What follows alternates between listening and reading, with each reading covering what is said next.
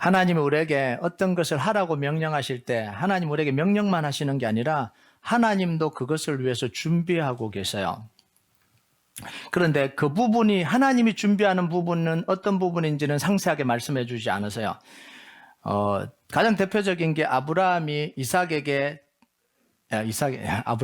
하나님이 아브라함에게 이삭을 번제로 바치라고 할 때요. 모리아산으로 가서 번제로 바치라고 할 때 하나님은 이미 산 정상에 번제로 드릴 어린 양을 준비해 놓고 계셨다는 그 명령을 내릴 때 이미 준비를 해 놓고 계셨어요. 그런데 말씀을 안 하시잖아요.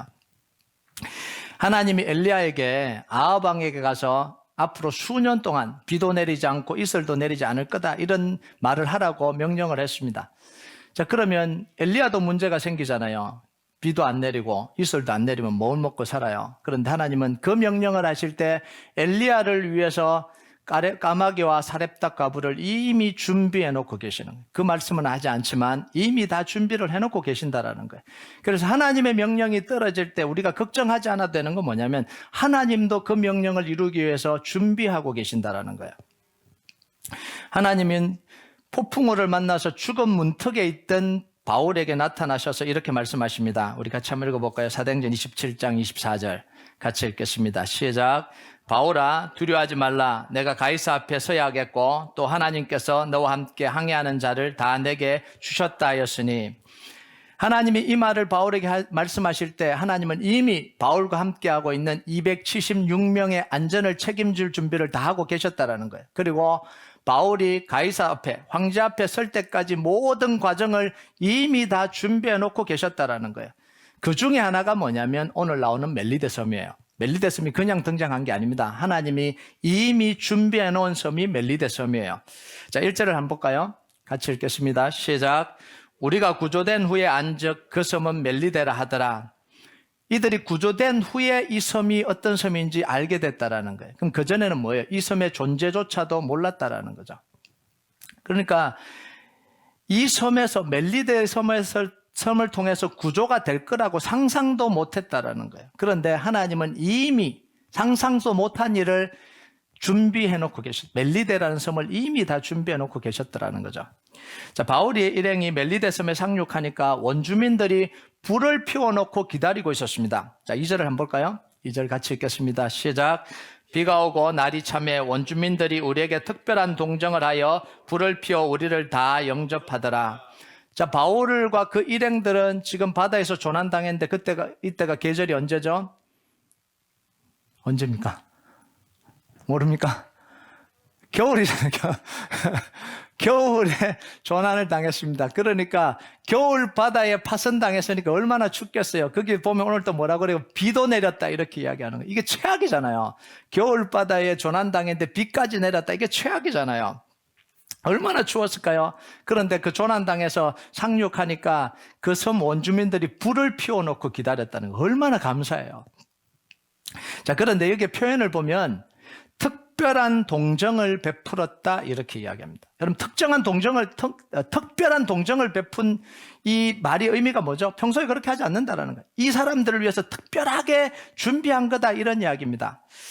여러분, 멜리데 원주민들이 바울을 위해서, 바울의 일행을 위해서 왜 이렇게 특별하게 대접을 했는지 이유가 없어요. 그렇다고 바울 일행이 멜리데 사람들에게 특별 대우를 받을 행동을 한 게 아닙니다. 그러면 아무것도 안 했는데 이런 특별 대우를 받았다는 건 뭘 우리가 생각할 수 있어요? 하나님이 미리 준비하고 계셨다라고 밖에 말할 수가 없는 거죠. 이와 비슷한 일을 우리가 알고 있습니다. 에스더가 왕비가 될 때요. 페르시아의 왕비가 될 때. 이 과정에서도 똑같이 하나님의 이 은혜가 드러나요. 왕후였던 와스디가 폐위되고 난 뒤에 왕비를 새로 간택하는 과정을 거쳐갑니다. 자, 그런데 왕비를 선택할 때 페르시아의 127개 도에서 모든 도에서 처녀들을 다 이 수도로 다 보냈습니다. 왕위 간택을 위해서. 그럼 몇 명이죠? 적어도 127명. 뭐 여러 명 왔으면 더 많겠죠. 자, 그 속에서 이 에스더가 왕비가 된다는 건 지극히 희박한 확률이죠. 그리고 에스더는 누구죠? 포로민의 후예예요. 페르시아 민족이 아니고 포로민의 후예가 왕비가 된다는 게 상상할 수도 없는 일이잖아요. 그런데 에스더가 왕으로 뽑혔습니다. 그때 가장 중요한 역할을 했던 사람이 누구냐면 이 후궁들을 관리하는 헤게라는 인물이에요. 자, 한번 볼까요? 에스더서 2장 9절 같이 읽겠습니다. 시작. 헤게가 이 처녀를 좋게 보고 은혜를 베풀어 몸을 정결케 할 물품과 일용품을 주며 또 왕궁에서 을해주는 7 궁녀를 주고 에스더와 그 궁녀들을 후궁 아름다운 처소로 옮기더라. 헤게가 에스더에게 은혜를 베풀었다는 거예요. 좋게 보고 은혜를 베풀었다는 거죠. 근데 헤게가 왜 에스더에게 은혜를 베풀죠? 이유가 없어요. 그냥 봤는데 좋다라는 거예요. 이거 누가 하시는 거예요? 하나님이 그렇게 해가시는 거예요. 에스더를 왕비로 세우려고 하나님의 손이 움직이고 있다라고 볼 수밖에 없는 거죠. 그래서 에스더가 이 헤게의 말을 듣고요. 헤게가 정해준 이 액세서리와 이 향수와 화장품을 다 하면서 왕에게 발탁이 돼요. 이게 헤게가 굉장히 중요한 역할을 합니다. 그 헤게를 통해서 이 에스더가 은혜를 얻게 만드는 거죠. 여러분, 우리 인생에서요, 하나님의 은혜가 얼마나 중요한지 보여주는 사건입니다. 우리 인생을 지나오면서요, 내가 한 것에 대해서만 보상을 받았으면 우리 인생은 지금까지 못 왔습니다. 누군가 나에게 특별한 은혜, 모르겠는데 왜 그 사람이 나에게 은혜를 베풀어 줬는지 모르는 사건들이 너무 많아요. 제 인생도 지금까지 여기 오면서 왜 그분이 나에게 그런 은혜를 베풀어 줬는지, 그 상황에서 그런 은혜가 왜 나에게 주어졌는지 모르는 사건이 너무 많아요. 그러니까 그거는요, 하나님이 함께 하셨다라고 밖에 볼 수 없는 사건이죠. 자, 그런데요, 하나님의 은혜가 이렇게 필요한데, 하나님의 특별한 은혜는 내가 달라고 해서 주어지는 게 아니더라고요. 성경에서 주어지는 하나님의 은혜, 내가 정말 갖고 싶고 달라고 해서 그냥 주어지는 은혜가 아니더라고요. 하나님의 은혜는 욕심 부리는 자에게 주어지는 은혜도 아니더라고요. 사도행전 8장에 보면 시몬이 나오죠. 하나님의 은혜를 돈으로 살려고 했던. 근데 그 사람들에게 은혜가 주어지지 않아요. 정말 그 은혜가 기도하니까 안수하니까 성령이 내려오는 그 은혜 너무 갖고 싶어서 돈으로까지 살려고 했는데 그 시몬에게는 그 은혜가 주어지는 게 아니고 저주가 주어지잖아요. 여러분, 하나님의 은혜를 보니까 묵묵히 사명의 길을 걸어가는 사람들에게 하나님의 은혜가 주어지더라고요. 여러분, 베드로전서 5장 5절에서 6절까지 한번 볼까요? 같이 읽겠습니다. 시작. 젊은 자들아, 이와 같이 장로들에게 순종하고 다 서로 겸손으로 허리를 동이라. 하나님은 교만한 자를 대적하시되 겸손한 자들에게는 은혜를 주시느니라. 그러므로 하나님의 능하신 손 아래 겸손하라. 때가 되면 너희를 높이시리라. 하나님의 은혜는 교만한 자에게는 하나님이 대적하시는데 겸손한 자에게 하나님의 은혜가 흘러가더라는 거예요. 묵묵히 조용히 있을 때 하나님이 높여주시고 하나님이 채워주시고 하나님이 역사하시는 은혜가 있더라는 거예요. 이게 성경에서 말하는 하나님이 주시는 은혜입니다. 자, 멜리데 섬에서 일어난 사건을 통해서 하나님의 은혜가 바울의 인생에 얼마나 강력하게 작동하고 있는지를 지금 보여주고 있어요. 바울이 나뭇가지를 모아다가 불에 던져 넣으려고 할 때 뱀이 나와서, 독사가 나와서 바울의 손을 물어버렸어요. 바울이 뱀에 물린 이 사건, 불행한 사건입니다. 인생에 이런 불행은 안 당해야 돼요. 정말 불행한 사건이죠. 바다에서 다 살아서 나왔는데 여기 와서 독사에 물리면 이런 불행한 일이 어디 있어요? 그러니까 이걸 본 원주민들도 바울을 뭐라고 이야기했냐면 살인자다, 이렇게. 살인자기 때문에 하나님이 벌 주시는 거야, 이렇게 이야기를 한 거죠. 4절을 보면요, 같이 한번 읽어볼까요? 시작. 원주민들이 이 짐승이 그 손에 매달려 있음을 보고 서로 말하되 진실로 이 사람은 살인한 자로다. 바다에서는 구조를 받았으나 공의가 그를 살지 못하게 함이로다 하더니. 자, 원주민들이 보고 이 사람은 죽는다고 그랬으면 이 뱀은 맹독성 뱀이 분명합니다. 원주민들이 생각을 했으니까 뱀에 대해서 너무 잘 알잖아요. 독이 없는 뱀이라면 그렇게 생각을 안 했겠죠. 이건 맹독성 뱀이에요. 물렸기 때문에 이건 몇 시간 안에 죽어야 되는 거죠. 자, 그런데 시간이 지났는데도 독사에 물린 바울의 손이 붓지도 않고 죽지도 않아요. 그러자 이번에는 원주민들의 생각이 완전히 달라져 버렸어요. 6절에 뭐라고 이야기합니까? 우리 같이 한번 읽어볼까요? 시작. 그들은 그가 붙든지 혹은 갑자기 쓰러져 죽을 줄로 기다렸다가 오래 기다려도 그에게 아무 이상이 없음을 보고 돌이켜 생각하여 말하되 그를 신이라 하더라. 자, 바울을 살인자라고 했던, 정죄했던 이 원주민들이 갑자기 태도를 바꿔 이번에는 신이다 이러고 축켜 세워버리라. 자, 그러면서 그 섬에서 가장 높은 사람인 보블리오가 바울과 일행을 초대해서 3일 동안 극진히 대접합니다. 276명을 다 초대한 건 아닌 것 같아요. 아마 바울과 함께 여행하는 신라, 누가 뭐 이런 사람들을 데리고 아마 신라가 그때 탔는지는 모르겠는데 누가를 같이 초대를 했던 것 같아요. 자, 맹독성을 가진 이 독사가 바울의 손을 물무는 건 이건 분명하게 불행한 일이에요. 이런 일은 일어나지 않았으면 좋겠어요. 여러분들에게 이런 일은 안 일어나길 바랍니다. 예. 일어나면 안 되는 일이에요, 이거는요. 근데 일어났어요. 그런데 하나님의 은혜가 함께하니까 이 절망적인 사건이죠. 이거는 완전히 독사에 물려서 죽어야 될 사건인데 하나님의 은혜가 함께하니까 바울이 해를 입지 않아요. 오히려 그 사건이 그 섬에서 바울이 인정받고 바울의 권위가 세워지는 그 사건으로 계속해서 발전해 나갑니다. 이게 하나님의 은혜가 함께하는 사람들의 특징이에요. 다 망한 것 같은데, 저 정도 됐으면 끝나야 될 것 같은데 아니에요. 그게 오히려 하나님께서 그 사람의 인생을 인도해 가시는 능력이 되는 거죠. 여러분 8절과 9절 한번 볼까요? 8절과 9절 같이 읽겠습니다. 시작. 보볼리오의 부친이 열병과 이질에 걸려 누워있거늘 바울이 들어가서 기도하고 그에게 안수하여 낫게 하며 이러므로 성 가운데 다른 병든 사람들이 와서 고침을 받고. 자, 바울에게 하나님께서 죽지 않는다, 가이사 앞에 서야 되겠다 그러면서 배가 다 침몰될 때 멜리데 섬으로 갔습니다. 그리고 독사에 물렸어요. 근데 독사에 물린 걸 이 사건을 통해서 보볼리오라는 집으로 하나님이 인도해 갔어요. 이 사건을 통해서. 안 그랬으면 초대를 안 했겠죠. 인도해 가요. 신이라고 추앙하니까 이제 그 사람은 어떤 사람인가 알고 싶어서 데려갔어요. 그곳에서 이 바울이요, 보볼리오 부친의 열병을 이지를 고쳐요. 그때부터 사람들이 몰려오기 시작합니다. 그 집으로 몰려오기 시작해요. 자, 분위기를 한번 볼까요? 이 멜리데 섬이 어떻게 됐을까요? 예수 이름으로 가득 찬 거예요. 바울을 통해서 복음으로 가득 찬 거죠. 모든 섬 사람이 하나님의 역사를 본 거예요. 여기에서 3개월을 보냈습니다. 이 멜리데 섬이 어떻게 됐을까요? 하나님의 복음으로 가득 찬, 바울 한 사람을 통해서 하나님의 역사로 가득 찬 섬이 된 거죠.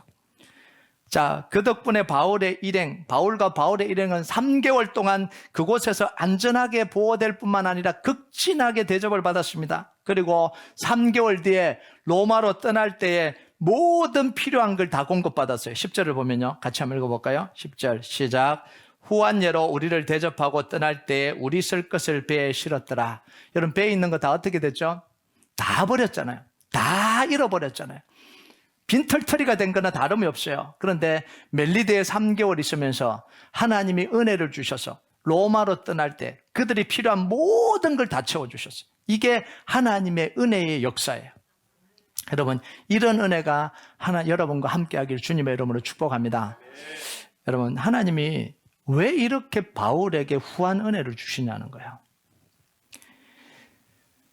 성경에 보면 3가지 은혜가 나옵니다.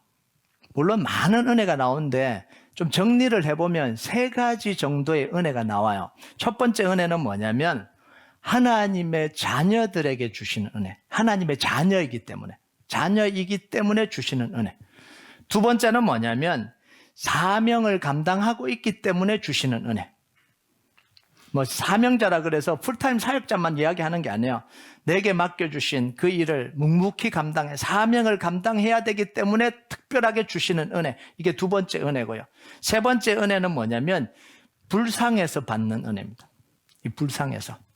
뭐 다른 특별한 이유가 없어요. 그냥 불쌍한 거예요. 자, 첫 번째 자녀에게 주신 은혜는 뭐냐면 부모가 자녀에게 필요한 걸 미리 공급해 주는 은혜가 이게 자녀에게 주시는 은혜예요. 여러분, 마태복음 6장 31절 32절 한번 볼까요? 같이 읽겠습니다. 시작. 그러므로 염려하여 이르기를 무엇을 먹을까 무엇을 마실까 무엇을 입을까 하지 말라. 이는 다 이방인들이 구하는 것이라. 너희 하늘 아버지께서 이 모든 것이 너희에게 있어야 할 줄 아시느니라. 아버지 되신 하나님이 우리 인생 가운데 필요한 게 뭔지를 미리 아시고 다 공급해 주시는, 우리가 구하지 않아도 이미 알고 계시고 우리의 필요한 모든 것들을 충족시켜 주시는 은혜가 자녀들에게 주시는 은혜예요.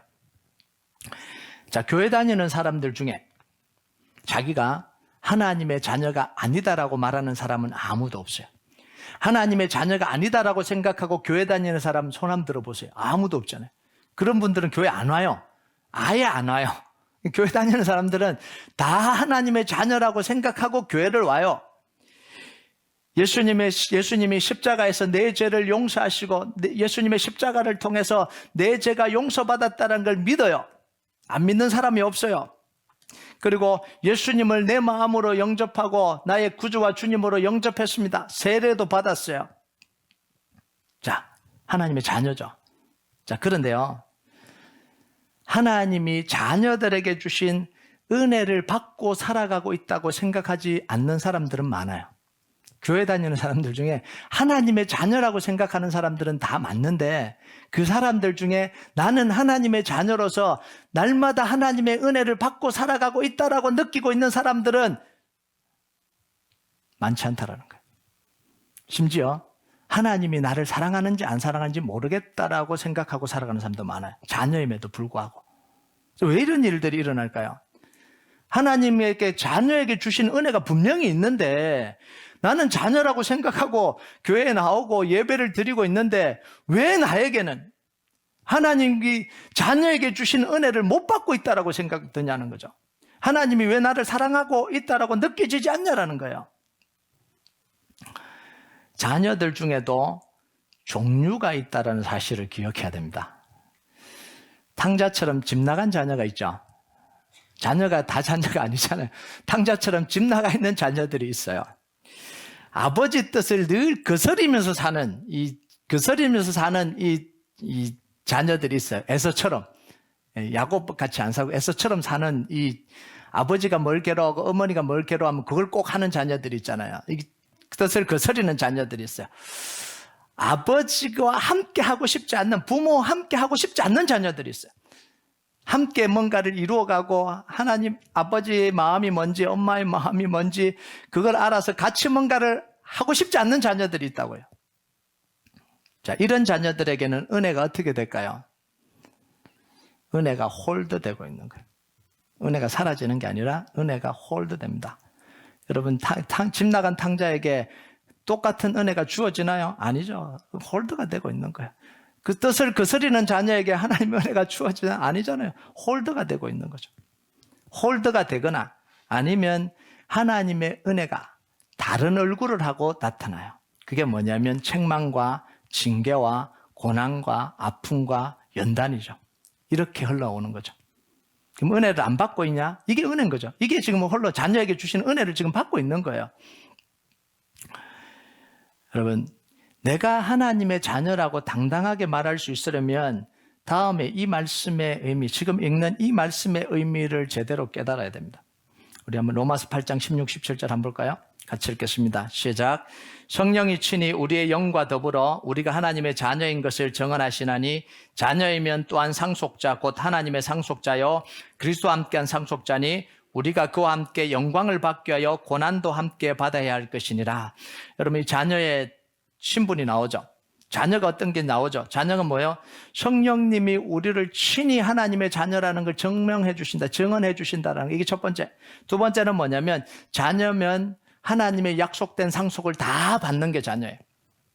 세 번째, 여기까지는 뭐 별 문제가 없어요. 그죠? 세 번째 뭐냐면 영광을 얻기 위한 고난도 함께 받는 게 이게 자녀예요. 여러분, 하나님의 자녀로 살아간다는 건 뭐냐면 그냥 내가 예수 믿고 구원 얻었다, 난 천국 갈 수 있다, 이게 하나님의 자녀가 아니에요. 하나님의 자녀로 사는 것은 뭐냐면 하나님을 사랑하고 사는 거예요. 성령님이 우리 안에 계셔서 내가 자녀임을 항상 인쳐주시고 리마인드 시켜주시고 내가 하나님의 자녀인 것이 내가 기뻐하며 사는 거, 이게 자녀로 살아가는 거고요. 그리고 하나님의 뜻을 행하고 사는 게 이게 자녀로 사는 겁니다. 그리고 하나님이 하고자 하는 일을 내가 기뻐하는 거예요. 함께 하는 거예요. 하나님이 하고자 하는 일 기뻐서 함께 하는 게 이게 자녀로 살아가는 거고요. 네 번째, 영광을 얻기 위해서 고난도 함께 기쁨으로 동참하는 거예요. 이게 자녀죠. 이런 사람들에게 하나님의 자녀의 은혜를 마음껏 부어주시는 거예요. 자, 두 번째, 사명자에게 주신 은혜인데요. 하나님이 주시는 사명을 감당하기 위해서 사는 사람들에게 필요한 것을 다 공급해 주신 은혜. 우리가 너무 잘 아는 말씀, 마태복음 6장 33절 같이 읽겠습니다. 시작. 너희는 먼저 그의 나라와 그의 의를 구하라. 그리하면 이 모든 것을 너희에게 더하시리라. 하나님의 나라와 의를 위해서 살아가는, 하나님 내게 주신 사명, 내게 주신 일을 완수하기 위해서 살아가는 모든 사람들에게 하나님이 필요한 모든 것을 다 공급해 주신다라는 거예요. 그리고 마태복음 10장 9절 10절을 우리가 볼 필요가 있는데요. 같이 한번 읽어볼까요? 시작. 너희 전대에 금이나 은이나 동을 가지지 말고 여행을 위하여 배낭이나 두보롯이나 신이나 지팡이를 가지지 말라. 이는 일꾼이 자기의 먹을 것을 받는 것이 마땅함이니라. 이 말씀이 굉장히 중요해요. 예수님이 제자들에게 둘씩 짝지어서 전도하러 보냈습니다. 그러면서 돈도 가져가지 말라. 금이나 은이나 동이나 가져가지 말고 지팡이나 이 신발 가져가지 말라. 보냄받은 자다. 너희들은 보냄받은 자다. 일꾼이 자기의 먹을 것을 받는 게 마땅하다. 이게 뭐냐면 하나님이 공급해 주신다라는 거예요.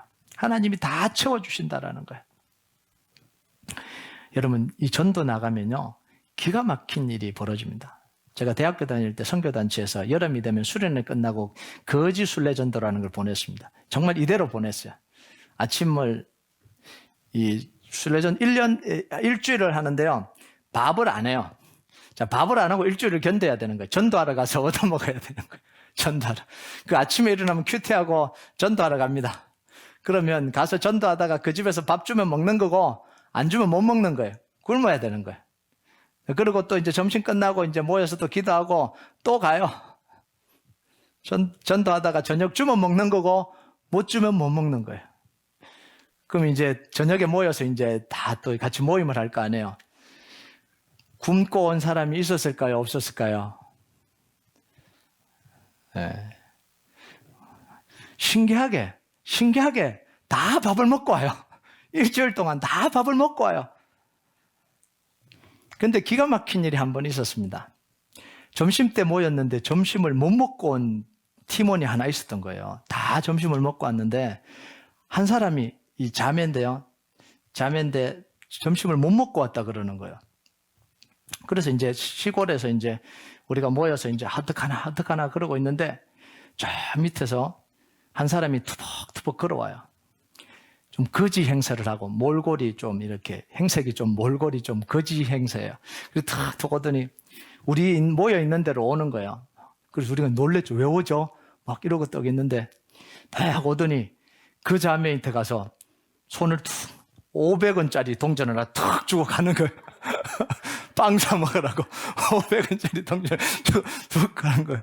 한 10명이 모여 있었는데 다른 사람도 아니고 그 밥 못 먹었다는 그 자매한테 이 거지 같은 사람이 툭 걸었더니 500원짜리 하나 툭 주고 손에 이렇게 툭 얹어주고 갔어요. 하나님이 놀랍더라고요.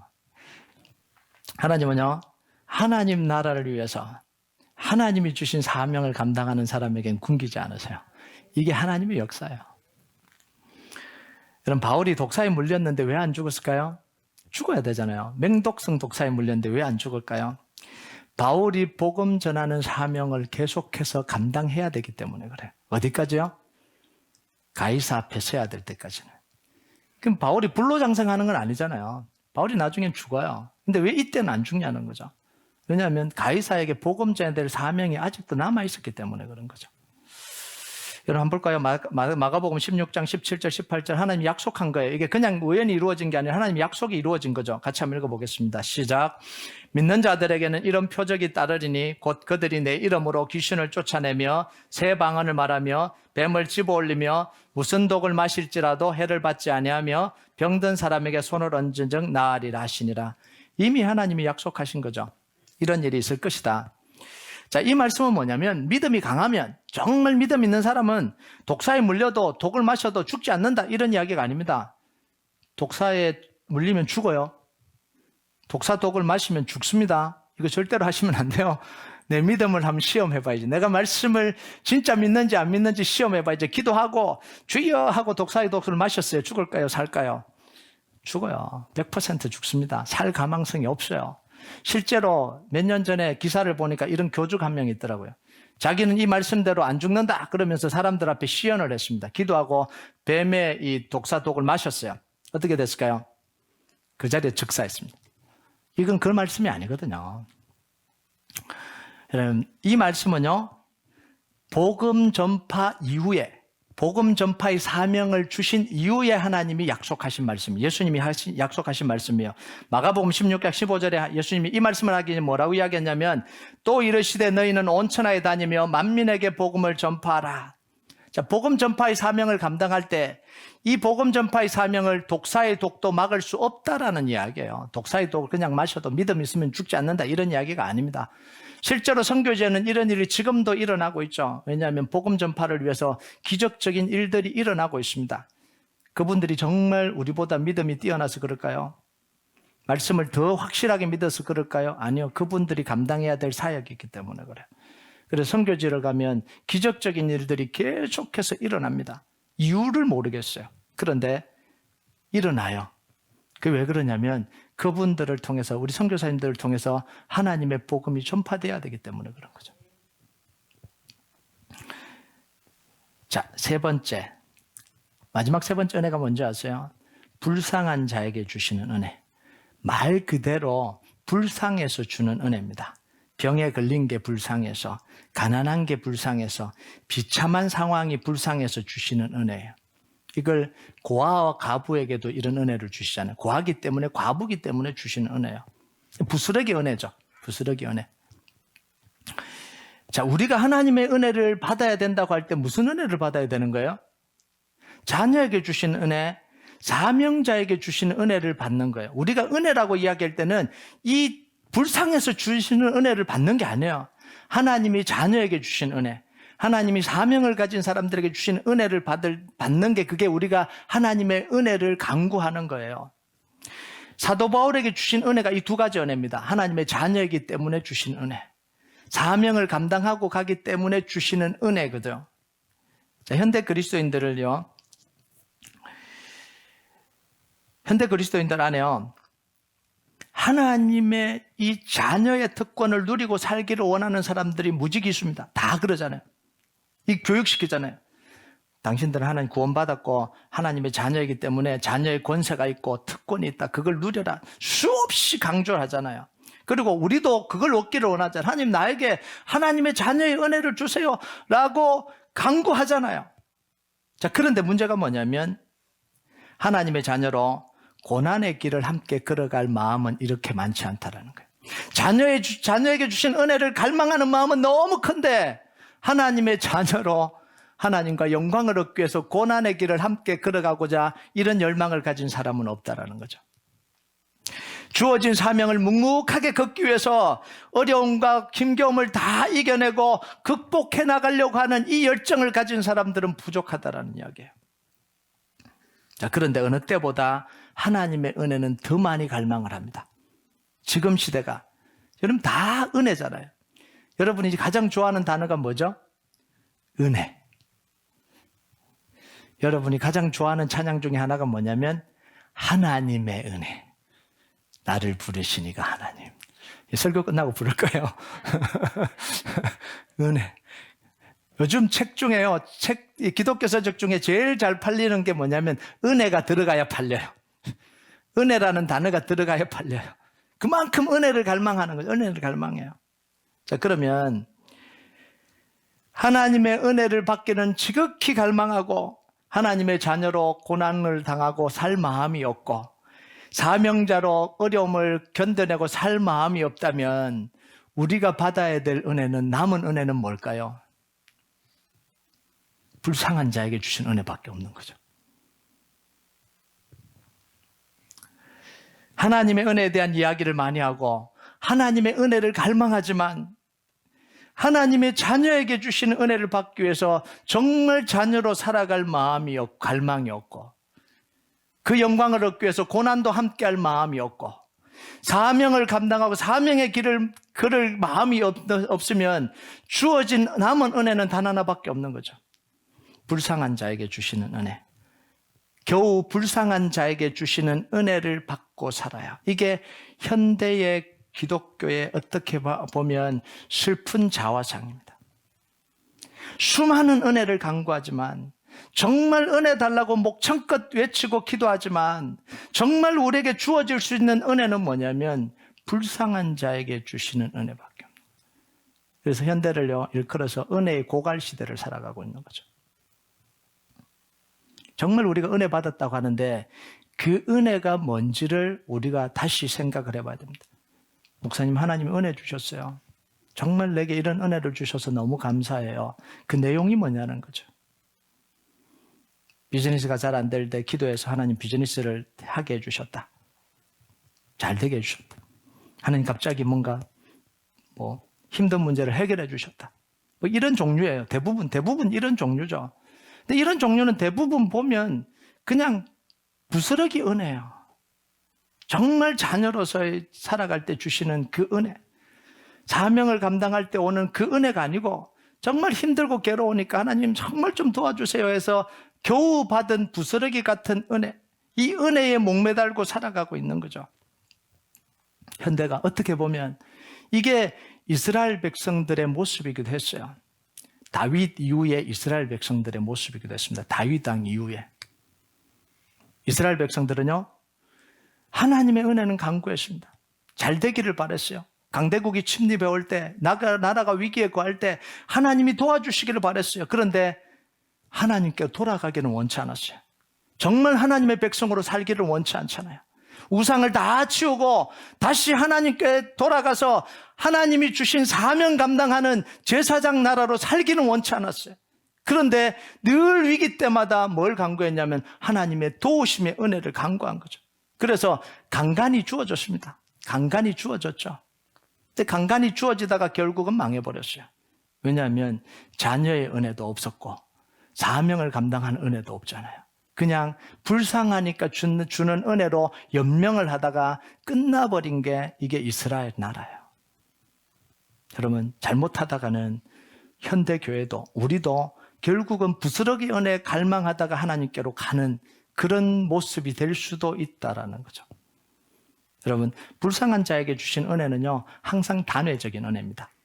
불쌍한 자에게 주는 은혜를 계속해서 주진 않잖아요. 그죠? 단회적인 은혜예요. 그런데 하나님의 자녀에게 주시고 사명자에게 주신 은혜는 뭐냐면 따라다니는 은혜예요. 늘 따라다니는 은혜예요.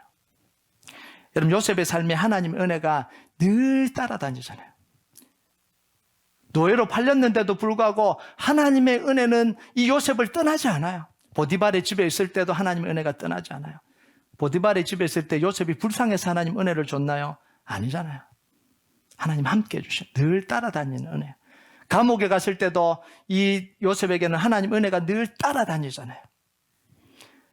이집트 왕궁으로 들어갔는데도 불구하고 하나님의 은혜는 늘 요셉을 따라다닙니다. 여러분, 다윗의 인생도요, 늘 하나님의 은혜가 따라다닙니다. 이 사울 왕에게 거절당하고 도망자가 됐는데 사람들은 다 버렸는데 하나님의 은혜는 다윗의 삶 속에서 끊어지지 않아요. 늘 따라다니잖아요. 원래 다윗은요, 죽음의 그림자가 따라다녀야 되는 인생이잖아요. 두려움에 사로잡혀서 살아야 되는 인생이잖아요. 거의 공포심에 사로잡혀서 살아야 될 인생인데 다윗의 인생은 늘 하나님의 뒤통수에 뭐가 따라다니냐면 하나님의 은혜가 따라다녀요. 그래서 시편 23편 6절에 보면 다윗이 이 고백을 해요. 실제로. 우리 같이 한번 읽어볼까요? 시작.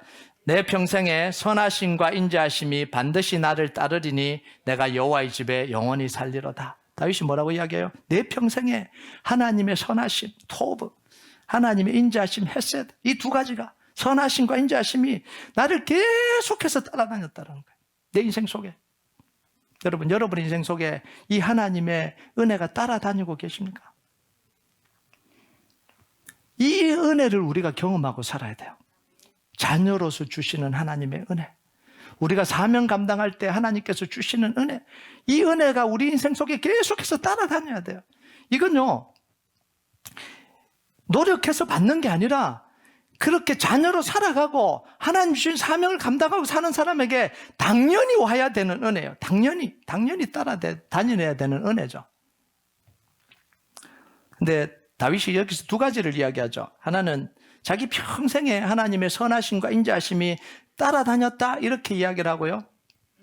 두 번째는 뭐냐면 내가 여호와의 집에 영원히 살고 싶다. 이렇게 이야기해요. 이 두 가지가 합쳐진 거죠. 그럼 다윗이 하나님의 은혜를 갈망했다면 갈망한 이유가 뭘까요? 내가 여호와의 집에 영원히 살고 싶은 거예요. 이걸 위해서 하나님의 은혜가 필요한 거예요. 내가 왕으로 성공하기 위해서 하나님의 은혜가 필요한 것도 아니고 내 이름이 유명해지기 위해서 하나님의 은혜가 필요한 게 아니라 내가 왕인데도 불구하고 내가 왕이든 아니든 하나님의 집에 영원히 거하고 싶은 이 갈망이 이루어지는 게 그게 다윗의 인생의 목적이었어요. 다윗이 왕이 된 것도 이것 때문에 그래요. 내가 여호와의 집에 영원히 거하고 싶다라는 거예요. 다윗이 왕으로 살아간 이유도 뭐냐면 내가 여호와의 집에 영원히 거하고 싶다라는 거예요. 내가 문지기가 되더라도 여호와의 집에 영원히 거하고 싶다라는 거죠. 여러분, 우리가 은혜를 구하는 이유가 뭐냐는 거예요. 지금도 우리는 하나님의 자녀의 은혜가 내게 있기를 원합니다. 하나님, 사명자에게 주신 은혜가 있기를 원합니다. 결국은 뭐냐면 잘 되겠다라는 이야기거든요. 잘 되겠다는 이야기. 유명해지겠다는 이야기예요. 뭔가 좀 더 나아지겠다라는 이야기예요. 정말 우리가 원해야 되는 건 뭐냐면요. 자녀의 은혜를 원하는 거잖아요. 사명 감당하는 은혜를 원하는 거잖아요. 그런데 결국은 뭐냐면 내가 세상에서 살겠다고 가버려요. 이게 정말 이치에 맞지 않는 거잖아요. 그럼 자녀로서 하나님의 은혜를 원하고 사명자로 하나님의 은혜를 원한다면 우리의 결론이 뭘까요? 하나님이 즐거워야죠. 하나님과 함께하는 게 즐거워야죠. 하나님의 뜻을 이루는 게 즐거워야죠. 하나님의 집에 거하는 게 즐거워야죠. 예배하고 기도하고 하나님을 만나는 게 그게 기쁨이어야 되잖아요. 근데 이게 아닌데 굳이 우리가 자녀의 은혜, 사명자의 은혜를 구할 이유가 뭐가 있냐라는 거죠. 그런데 우리는요, 늘 이렇게 이율배반적으로 살아요. 하나님의 자녀의 은혜는 구하고 사명자의 은혜를 구하는데 결론은 뭐냐면 하나님의 집에 거하는 게 아니라 나의 자유, 100% 자유를 가지고 이 세상을 훨훨 날고 싶다라는 거죠. 그리고 이 세상에 있는 모든 걸 즐기다가 주님 오실 때에 은혜로 천국 가는, 할렐루야. 이런 은혜를 구하는, 이 말이 안 되는 은혜를 지금 구하고 있는 거죠. 은혜를 왜 구해야 되는지도 모르고 은혜를 구하고 있는 거예요. 좀 이게 안타까운 거죠. 현대교회가 안타까운 거죠. 그러니까 현대교회가 힘을 다 잃어버린 거예요. 그래서 고작 하나님의 은혜를 받았다는데 뭐냐면 물질적으로 축복받았다. 사업이 좀 더 잘 됐다. 내가 좀 불이익 당해야 되는데 내가 불이익 당하지 않고 좋은 일을 했다. 좋은 일을 경험했다. 이거밖에 없잖아요. 지금 여러분 보세요. 현대교회에서 은혜라고 나누어지는 내용을 한번 보세요. 뭐가 또 다른 게 있을까요? 이게 정말 하나님의 자녀로서의 누리는 은혜를 받은 결과일까요? 정말 사명 감당하면서 그 받은 은혜의 결과일까요? 아니죠. 현대교회들이요, 다 부스러기 은혜만 붙들고 살아가고 있는 거예요. 제가 왜 이야기를 하냐면 정말 우리가 하나님이 우리에게 부어주신 은혜가 이 무궁무진한데 이걸 다 잃어버리고 살아가고 있다는 거예요. 여러분, 우리가 은혜 받기 원한다는 건 말로만 되는 게 아님을 알 수 있어요. 탕자가 아버지 집을 향해서 돌아가듯이 아버지께로 돌아가야 은혜가 있는 거잖아요. 근데 현대에서 뭐라고 하냐면 하나님, 내가 돼지 지엄연매를 먹고 있어요. 너무 배가 고파요. 삼겹살 주세요. 삼겹살 탁 주는 게, 돼지 우리 앉아서 삼겹살 먹는 게 그게 은혜라고 생각하고 사는 거죠. 이게 말이 안 되는 이야기잖아요. 삼겹살이 필요한 게 아니잖아요. 그 자리를 떠나서 아버지 집으로 돌아가는 게 이게 은혜잖아요. 그러니까 아버지 집에 가서 삼겹살 먹어야죠. 삼겹살도 거기서 먹어야지 왜 돼지우리에서 먹어요? 예? 아버지 뜻을 거스리던 아들이 아버지 뜻을 받아들이는 게 이게 은혜잖아요. 아버지의 뜻을 함께 이루어갈 마음이 없던 사람이 아버지의 뜻을 함께 이루어가는 게 기뻐지는 게 이게 은혜잖아요. 이게 은혜죠. 여러분, 여러분의 인생에 은혜의 목적이 여호와의 집에 영원히 거하는 것이 되길 주님의 이름으로 축복합니다. 하나님과 함께하는 게 기쁘고 하나님께 예배드리는 게 좋고 기도하고 하나님과 대화하고 그러면서 기도할 때 주신 하나님의 사명. 여러분, 사명자만 사명이 있는 게 아니잖아요. 특별하게 뭐 선교사, 목사 뭐 이게 아니잖아요. 내가 비즈니스를 하고 직장 생활하고 가정 생활하면서도 내가 엎드려 기도할 때마다 하나님 우리에게 주신 사명이 있잖아요.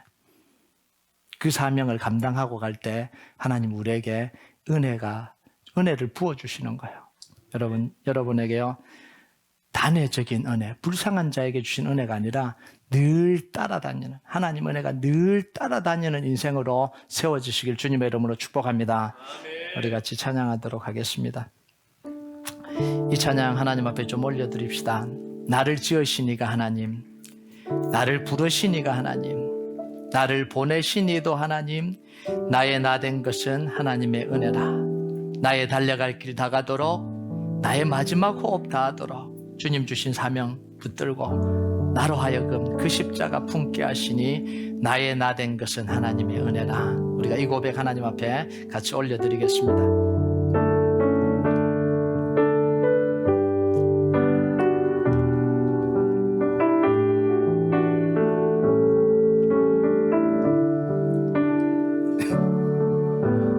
지으시니가 하나님, 나를 부르시니가 하나님, 나를 부르시니가 하나님, 나를 보내시니도 하나님, 나를 보내시니도 하나님,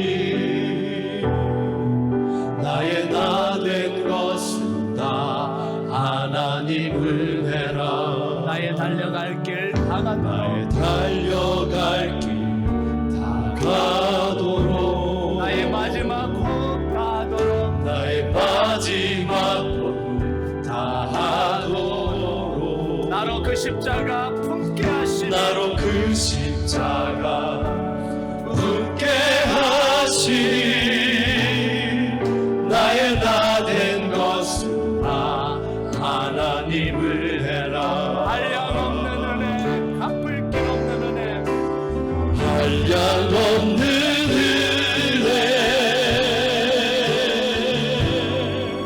갚을 길 없는 은혜, 내 삶을 애워싸네. 하나님의 은혜,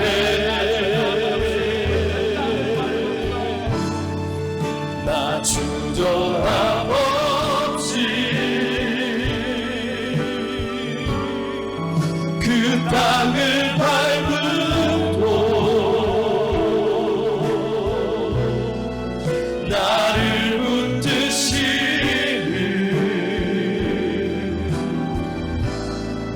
하나님의 다시 한번 고백합니다. 나를 지으시니가 하나님, 나를 지으시니가 하나님, 나를 부르시니가 하나님입니다. 나를 부르시니가 하나님, 나를 보내시니도 하나님, 나를 보내시니도 하나님, 나의 나 된 것은 다 하나님, 나의 나 된 것은 다 하나님을 내라. 나의 달려갈 길 다가도록, 달려갈 길 다가도록, 나의 마지막 호흡 다하도록, 나의 마지막 호흡 그 십자가 다하도록, 품기 원합니다. 나로 그 십자가 품게 하시니, 나의 나 된 것은 다 하나님 은혜라. 갚을 길 없는 은혜, 한량없는 은혜, 갚을 길 없는 은혜, 내 삶을 애워싸네. 하나님의 은혜, 나 주저함 없이 그 땅을 밟음도 나를 붙드시는 하나님의 은혜,